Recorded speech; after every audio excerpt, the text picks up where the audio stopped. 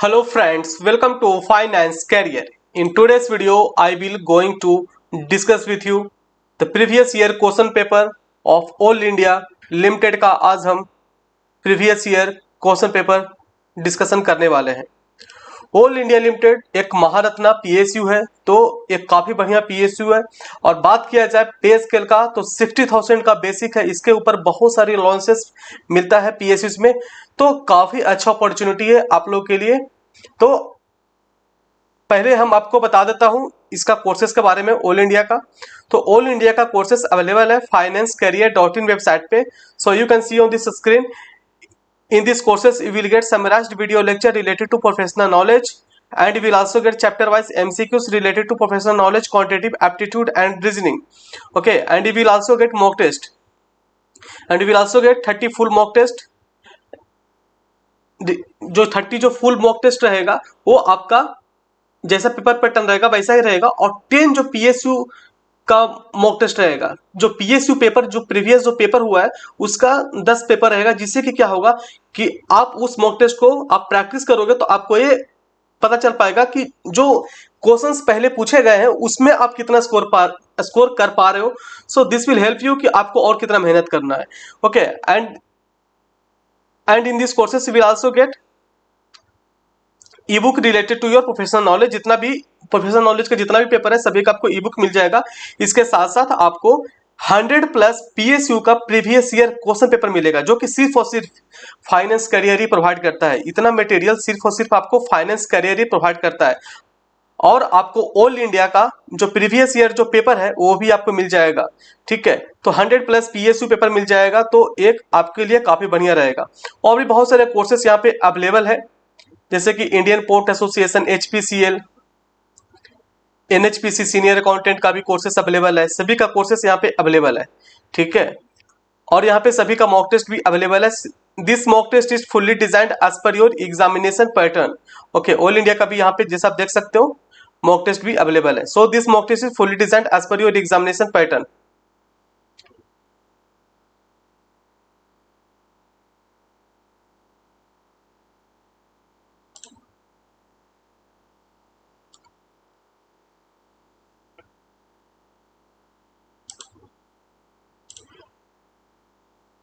अभी हम लोग previous year question paper discuss करेंगे।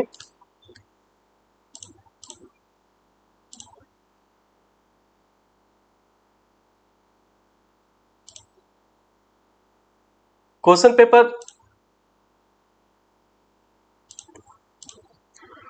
पेपर जब तक आप देखोगे नहीं तब तक आपको पता ही नहीं चल पाएगा कि कैसा क्वेश्चन पिछले बार पूछा गया है और इस बार कैसा क्वेश्चन पूछ सकता है। ठीक है, ये ऑल इंडिया का पेपर है, जो प्रीवियस जो एग्जामिनेशन हुआ है ऑल इंडिया का वही पेपर है। ठीक है, जो मैं आपको दिखा देता हूं।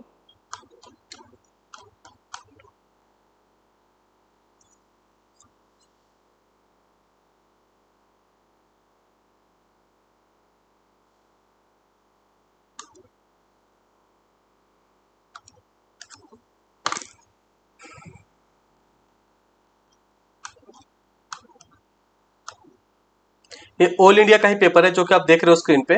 ठीक है, ये ऑल इंडिया का ही पेपर है। ऑल इंडिया का पेपर है, पोस्ट का नाम है सीनियर अकाउंट्स ऑफिसर और सीनियर इंटरनल ऑडिटर। ठीक है, सो ये पेपर आज हम डिस्कस करेंगे आपके साथ। कुछ क्वेश्चंस मैं आपके साथ डिस्कस करूंगा, बाकी जब आप कोर्स खरीदोगे तो उसमें आपको ये पूरा पेपर आपको मिल जाएगा। ठीक है, हम बस कुछ ही क्वेश्चंस आपके साथ डिस्कस करेंगे, बाकी जब आप कोर्स खरीदोगे उसमें आपको पेपर मिल जाएगा। ठीक है, ऑल इंडिया काफी अच्छा सैलरी प्रोवाइड कर रहा है आपको। 60,000 का बेसिक है, जो कि बहुत ही कम पीएसयू है, जो कि फ्रेशर्स सीए और सीएमए को 60,000 का बेसिक देता है।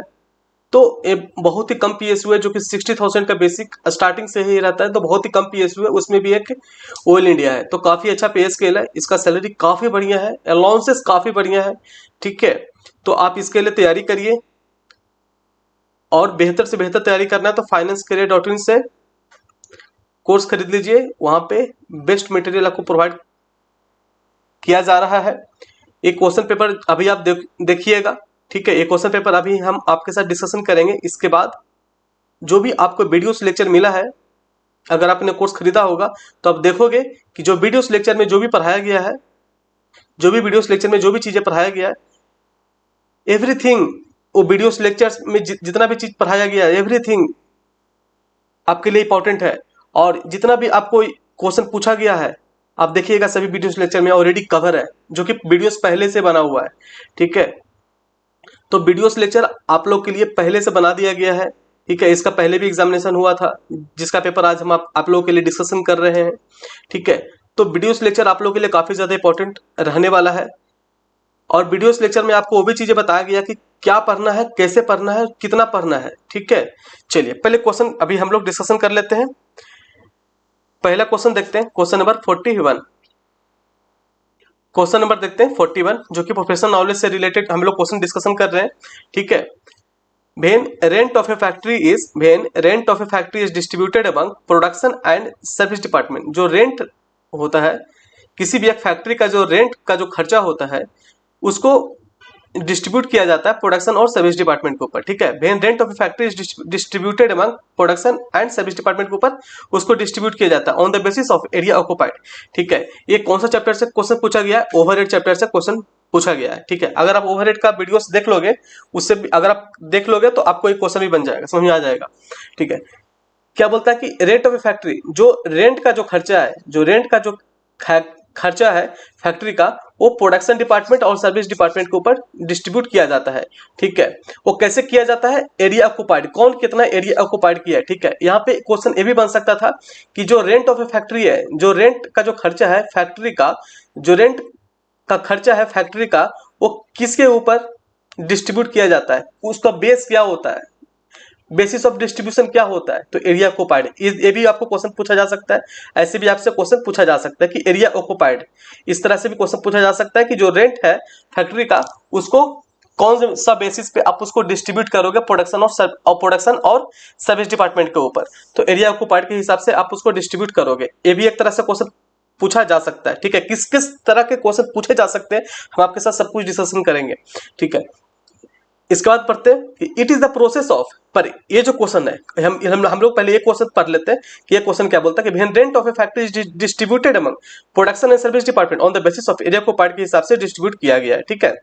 जो भी खर्चा है प्रोडक्शन और सर्विस डिपार्टमेंट के ऊपर, it is the process of, एक प्रोसेस को क्या बोलते हैं? It is a process of, इस प्रोसेस को बोला जाता है अलोकेशन, ठीक है। ये प्रोसेस को क्या बोला जाता है? अलोकेशन, ठीक है।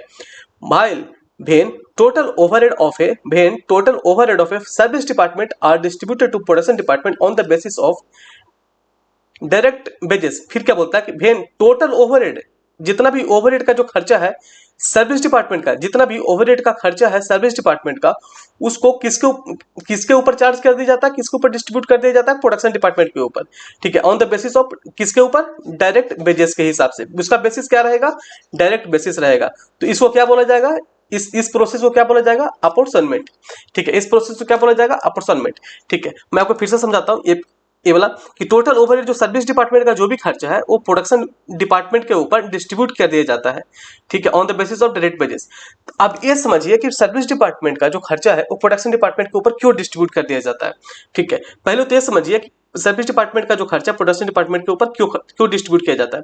देखिए, जो सर्विस डिपार्टमेंट होता है किसी भी एक फैक्ट्री का, वो सर्विस डिपार्टमेंट का बस यही काम होता है कि जो भी प्रोडक्शन यूनिट चल रहा है, जितना भी फैक्ट्री में प्रोडक्शन चल रहा है वो आराम से चलते रहे, स्मूथली चलते रहे, उसके लिए कुछ लोग को रखा जाता है उसको मेंटेन करने के लिए। जैसे देखिए, प्रोडक्शन में जो भी लेबर लोग काम कर रहा है, प्रोडक्शन यूनिट में लेबर लोग काम कर रहा है, पर आप देखते होंगे कि एंट्री जहां पे होता है प्रोडक्शन यूनिट में, वहां पे एक गार्ड खड़ा रहता है, ठीक है। तो गार्ड जो खड़ा रहता है वो सुरक्षा के लिए खड़ा रहता है, ठीक है। तो वो गार्ड एक सर्विस डिपार्टमेंट के अंदर आ रहा है, गार्ड किस में आ रहा है? सर्विस डिपार्टमेंट के अंदर आ रहा है। तो उसका जो खर्चा है वो भी तो ऑब्वियस सी बात है ना, वो किस लिए खड़ा है? वो सर्विस डिपार्टमेंट उसमें खर्चा क्यों कर रहा है? क्योंकि प्रोडक्शन जो है वो अच्छा चलते रहे और किसी तरह का वहां पे कुछ भी गलत ना हो, तो गार्ड इसलिए खड़ा रहता है, ठीक है। जस्ट मैं आपको लिए एक एग्जांपल बताया आपको, ठीक है। हाँ, इस क्वेश्चन से और क्या क्या तरह के क्वेश्चन बन सकते हैं। पहला मैं बताया आपको कि जो रेंट का जो खर्चा है फैक्ट्री का वो प्रोडक्शन और सर्विस डिपार्टमेंट के ऊपर डिस्ट्रीब्यूट किया जाता है। ठीक है, उसका बेसिस क्या हो सकता है, एरिया ऑक्युपाइड के हिसाब से डिस्ट्रीब्यूट किया जा सकता है। ठीक है, इस तरह से भी क्वेश्चन आपसे पूछ सकते हैं। पर यहाँ पे जो क्वेश्चन था उसका जो आंसर है एलोकेशन और अपॉर्चुनमेंट। ठीक है, हाँ, और क्या क्वेश्चन, और इसमें और क्या क्वेश्चन बन सकता है, देखिए डिफरेंट तरह का क्वेश्चन बन सकता है। ये समझ लीजिए पीएसयू का आप एग्जामिनेशन दे रहे हो, पीएसयू के एग्जामिनेशन में डिफरेंट डिफरेंट तरह का एमसीक्यूज बन सकता है। सेम मैं आपको एक ही क्वेश्चन से आप बता रहा हूँ, फिर से देखिए इसमें से एक क्वेश्चन और बन सकता है कि भेन रेंट ऑफ ए फैक्ट्री, एक रेंट है, जो रेंट का जो खर्चा है फैक्ट्री का वो डिस्ट्रीब्यूट किसके ऊपर किया जा रहा है, प्रोडक्शन और सर्विस डिपार्टमेंट के ऊपर। ओबवियस बात है ना, किसी भी एक फैक्ट्री में प्रोडक्शन डिपार्टमेंट भी होता है, सर्विस डिपार्टमेंट भी होता है। तो जो रेंट का खर्चा है वो जितना भी एरिया जिसके जो ऑक्युपाइड किया उसके हिसाब से उसके ऊपर जो भी खर्चा है उसको अलोकेट किया जाता है, एलोकेशन किया जाता है। ठीक है, हाँ, तो इसको बोला किया जाता है। ये भी आपसे एग्जामिनेशन में क्वेश्चन पूछ सकता है कि जो रेंट का जो खर्चा होता है वो प्रोडक्शन और सर्विस डिपार्टमेंट के ऊपर जो एलोकेशन किया जाता है तो उसको बोला किया जाता है। आपसे ये भी क्वेश्चन पूछ सकता है, क्या बोला जाता है बताइए। जो रेंट का जो खर्चा है फैक्ट्री में जो प्रोडक्शन और सर्विस डिपार्टमेंट के ऊपर जो एलोकेशन करता है उसको बोला क्या जाता है, उसको बोला जाता है प्राइमरी डिस्ट्रीब्यूशन। क्या बोला जाता है, प्राइमरी डिस्ट्रीब्यूशन। तो ये भी क्वेश्चन बन सकता है। ठीक है, हाँ, एक और क्वेश्चन और क्या बन सकता है इसी क्वेश्चन में से, मैं बताता हूं आपको। जो कि फिर बोला था यहाँ पे, देखिए फिर क्या बोला था कि when total overhead of a service department are distributed to, when total overhead of a service department are distributed to production department. जितना भी खर्चा है जो सर्विस डिपार्टमेंट जो खर्चा कर रहा है, किसके लिए खर्चा कर रहा है, जो जो भी सर्विस डिपार्टमेंट में खर्चा हो रहा है वो किसके लिए खर्चा हो रहा है, प्रोडक्शन अच्छा चलता रहे इसीलिए खर्चा हो रहा है ना। ठीक है, तो सर्विस डिपार्टमेंट को जो भी खर्चा है प्रोडक्शन डिपार्टमेंट के ऊपर अपॉर्चुनमेंट कर दिया जाता है। ठीक है, तो उसको क्या बोला जाता है, उसको क्या बोला जाता है बताइए, उसको बोला जाता है सेकेंडरी डिस्ट्रीब्यूशन। तो जैसे कि मैं आपको बताया कि एक क्वेश्चन किस किस तरह का कितना कितना एमसीक्यू बन सकता है। ठीक है, तो इसी तरह से आपको पढ़ाई करना है। ठीक है, और आपको बेहतर तैयारी करना है तो फाइनेंस के रेडॉटिंग वेबसाइट पे विजिट करिए, आज ही कोर्सेज खरीदिए। वीडियोस लेक्चर आप लोगों के लिए काफी बेनिफिशियल रहेगा। ठीक है, वो जो वीडियोस लेक्चर है आपके एग्जामिनेशन पॉइंट ऑफ व्यू से बिल्कुल कैसे एमसीक्यू सोल्व करना है, किस किस तरह का एमसीक्यू पूछा जा सकता है, सब कुछ अच्छे से उसमें बताया हुआ है। ठीक है, क्वेश्चन नंबर 42 देखते हैं। For the purpose of custom valuation, for the purpose of custom valuation, जो rate of exchange notified by dash shall be taken into account. ठीक है, तो क्या बोलता है कि for the purpose of custom valuation, for the purpose of custom valuation rate of exchange means rate of exchange notified by. तो rate of exchange जो है वो कौन नोटिफाइड करता है, ये करता है central board of indirect tax and custom. ठीक है, कस्टम वैल्यूएशन, तो जो कस्टम है वो किसके अंदर आता है, इनडायरेक्ट टैक्स के अंदर आता है। कस्टम किसके अंदर आता है, इनडायरेक्ट टैक्स के अंदर आता है। तो आप ऐसे भी टिक कर सकते हो। आप थोड़ा एग्जामिनेशन में जब भी आप बैठो तो थोड़ा दिमाग लगा के बैठो। ठीक है, थोड़ा दिमाग लगा के क्वेश्चन सोल्व करो। ठीक है, जैसे आपको पता भी नहीं है फिर भी आप क्वेश्चन कैसे सोल्व कर सकते हो। जैसे कस्टम है, कस्टम किसके अंदर आता है, इनडायरेक्ट टैक्स के अंदर आता है। ठीक है, तो इनडायरेक्ट टैक्स के अंदर आता है, आपको समझ में आ गया। ठीक है, तो आप इस तरह से भी आप इसको टिक कर सकते थे। ठीक है, बाकी इसका आंसर है central board of indirect tax and custom. ठीक है, हाँ, एग्जामिनेशन में क्वेश्चन भी पूछ सकता है कि सीबीआईसी का फुल फॉर्म बताओ, तो central board of indirect tax and custom, ये भी पूछ सकता है। सीबीआईसी का फुल फॉर्म क्या है, central board of indirect tax and custom. तो इस तरह से भी एग्जामिनेशन में क्वेश्चन पूछ सकता है। ठीक है, पहले बहुत सारे क्वेश्चन इस तरह से पूछा भी गया है। आगे देखते हैं क्वेश्चन नंबर 43।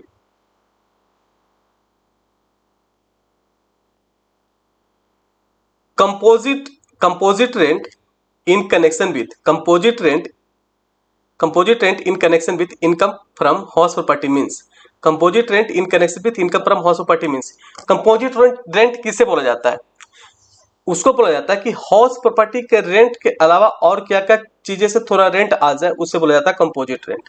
ठीक है, rent rent receive from house property, rent receive from house property including furniture plant and machinery and other service like lift का सर्विस दे रहा है, सिक्योरिटी का दे रहा है, या फिर पावर बैकअप ये सब दे रहा है, कुछ भी दे रहा है। ठीक है, लिफ्ट है, security, plant and machinery, furniture दे रहा है। ठीक है, तो इस सभी को बोला जाता है composite rent.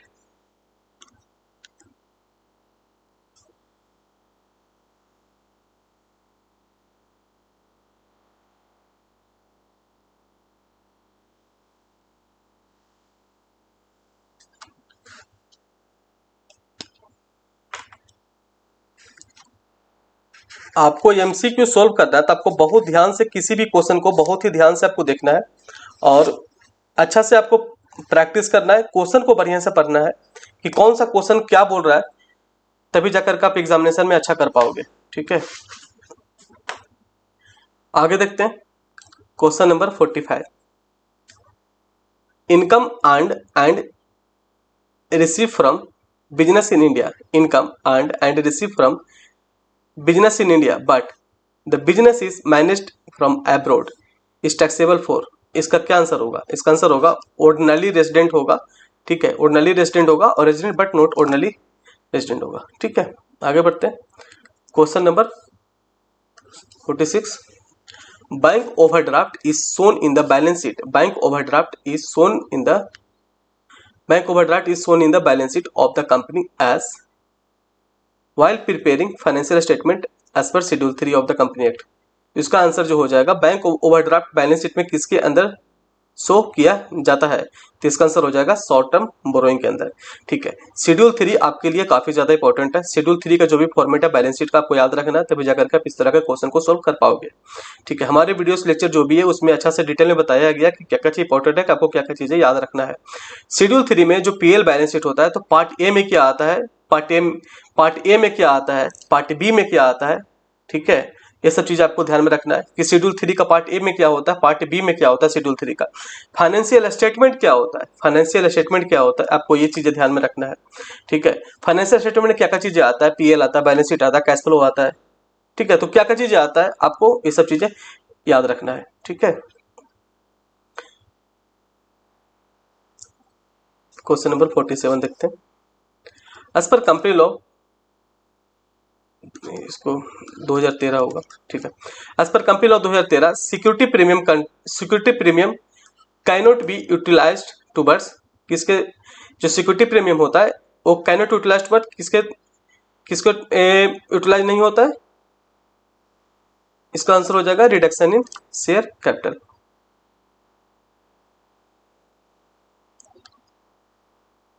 Dash as separate accounting entity as well as separate legal entity apart from its owner. इसको क्या आंसर हो जाएगा, joint stock company. Question number 49 देख लेते हैं। Cost auditing standard 102 deals with, cost auditing standard 102 जो है वो कोस्ट ऑडिटिंग स्टैंडर्ड 102 किसके बारे में बताता है। ठीक है, तो बताता है कोस्ट ऑडिट डॉक्यूमेंटेशन के बारे में बताता है, कोस्ट ऑडिट डॉक्यूमेंटेशन के बारे में बताता है। तो आपको ये जानकारी होना चाहिए कि कोस्ट ऑडिटिंग स्टैंडर्ड कितना होता है। ठीक है, अगर आप हमारे कोर्सेज परचेस करोगे उसमें आपको पूरे डिटेल में cost auditing standard, cost auditing standard, cost accounting standard आपको बताया जाएगा, आपको अकाउंटिंग स्टैंडर्ड बताया जाएगा, आपको इंड एस बताया जाएगा, आपको आईएफआरएस बताया जाएगा, आपको एवरीथिंग कवरेज रहेगा। ठीक है, तो पहले बता देता हूँ आपको कोस्ट ऑडिटिंग स्टैंडर्ड 4 होता है। कोस्ट ऑडिटिंग स्टैंडर्ड कितना होता है, 4 कोस्ट ऑडिटिंग स्टैंडर्ड होता है। अब बात की जाए कोस्ट अकाउंटिंग स्टैंडर्ड कितना होता है, तो कोस्ट अकाउंटिंग स्टैंडर्ड 24 होता है। कोस्ट अकाउंटिंग स्टैंडर्ड कितना होता है बताइए, कोस्ट अकाउंटिंग स्टैंडर्ड कितना होता है, कोस्ट अकाउंटिंग स्टैंडर्ड कितना होता है, कोस्ट अकाउंटिंग स्टैंडर्ड 24 होता है। ठीक है, तो आपके लिए आपको जब भी तैयारी करना है पीएसयू के लिए तो आपको एवरीथिंग आपको कवर करना पड़ेगा। और क्या पढ़ना पहले तो कोई पता करना पड़ेगा कि आपको पढ़ना क्या है। ठीक है, एग्जामिनेशन में जो सिलेबस है वो आपको सिलेबस बहुत सारा है, पर आपको पढ़ना क्या है पहले आपको पहले वो डिसाइड करना कि आपको पढ़ना क्या है। ठीक है, क्योंकि क्वेश्चन कुछ भी पूछ सकता है, एमसीक्यू में क्वेश्चन कुछ भी पूछ सकता है और सिलेबस बहुत ज्यादा होता है। तो आपको कैसे कवर अप करना है आप ये सोचो।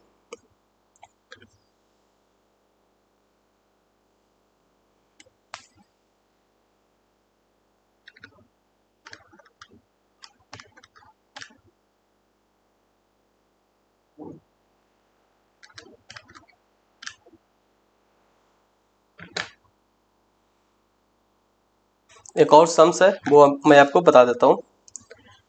Question number 44। ठीक है, पहले मैं आपको थियोरेटिकल जो भी था उसको मैं बता दिया, आपको एक सम्स है उसको भी मैं आपको बता देता हूँ।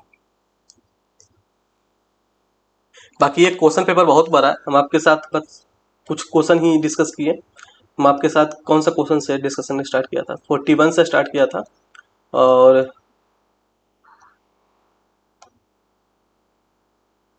49 तक हमने आपके साथ डिस्कस किया। उसमें भी एक क्वेश्चन और है, वो भी मैं आपको साथ डिस्कस कर लेता हूँ।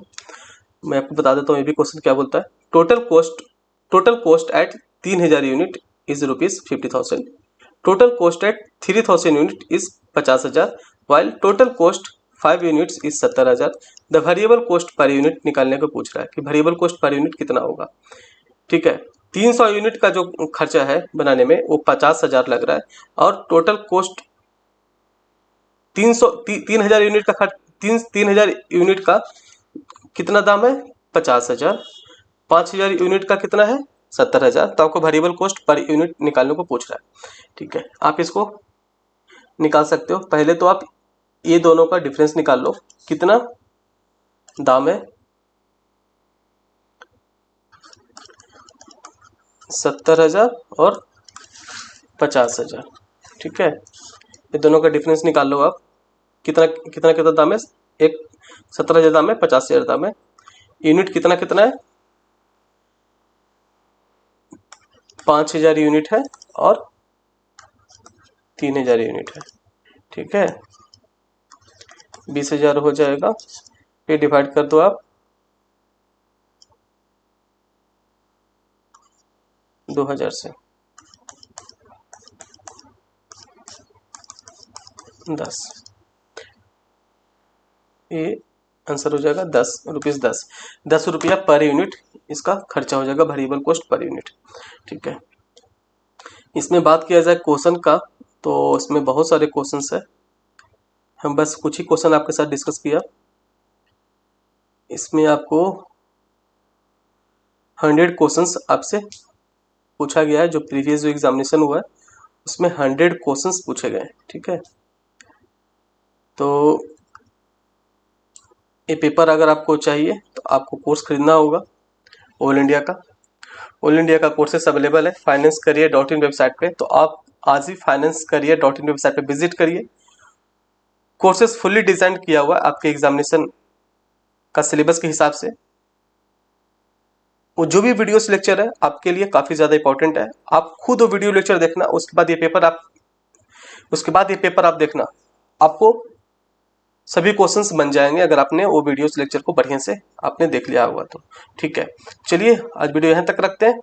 हाँ, एक चीज़ बता देता हूँ, ऑल इंडिया का ऑलरेडी सिलेबस इस चैनल पे डाला हुआ है। तो ऑल इंडिया का सिलेबस अगर आपको पता नहीं है कि ऑल इंडिया का सिलेबस क्या है for the post of senior accounts officer या फिर सीनियर इंटरनल ऑडिटर, तो पहले आप सिलेबस देख लीजिए। वो सिलेबस भी ऑलरेडी अपलोडेड है इसी यूट्यूब चैनल पे, आप प्लेलिस्ट चेक कर लीजिएगा। ठीक है, और आप मेरा टेलीग्राम चैनल जरूर ज्वाइन कर लीजिए। फाइनेंस करियर का टेलीग्राम चैनल जरूर ज्वाइन कर लीजिए। फाइनेंस करियर का टेलीग्राम चैनल में ऑलरेडी 10,000 से ज़्यादा लोग ऑलरेडी जुड़े हुए हैं। ठीक है, तो 10,000 लोग ऑलरेडी जुड़े हुए हैं, तो आप समझ सकते हो कि कितना बड़ा ग्रुप है और लोग कितना ही ज़्यादा इस चैनल के ऊपर भरोसा करते हैं। तो आज ही इस यूट्यूब चैनल पे तो बने ही रहिए, इसके साथ साथ आप टेलीग्राम पे भी आप जुड़ जाइए, जिससे कि क्या होगा कि आपको जो भी इंपॉर्टेंट जानकारी होगा वो तुरंत आपको वहां से मिल जाएगा। बाकी यूट्यूब चैनल से तो हमेशा आपके लिए इंपॉर्टेंट वीडियोस मिलते ही रहेगा। ठीक है, आज वीडियो यहीं तक रखते हैं। अगर वीडियो अच्छा लगा होगा तो अपने दोस्तों को भी जरूर बताइए ऑल इंडिया के बारे में, क्योंकि ऑल इंडिया काफ़ी अच्छा PSU है। ठीक है, चलिए वीडियो यहाँ तक रखते हैं। Thank you.